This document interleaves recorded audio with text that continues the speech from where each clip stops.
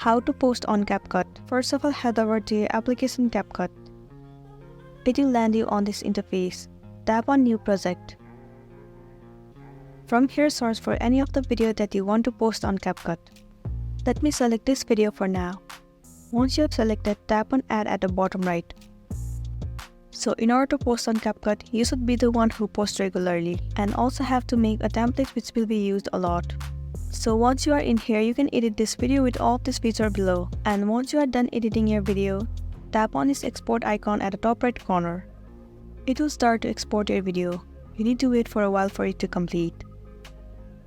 So one thing you should know that if you are a professional editor, then only you will be able to post on CapCut. Right below share to TikTok, you'll find the option of post on CapCut. You just have to tap on it and the video will start to upload. So that's it, and this was a tutorial video on how to post on CapCut. I really hope this video is going to be helpful for you. Thank you for staying with us till the end.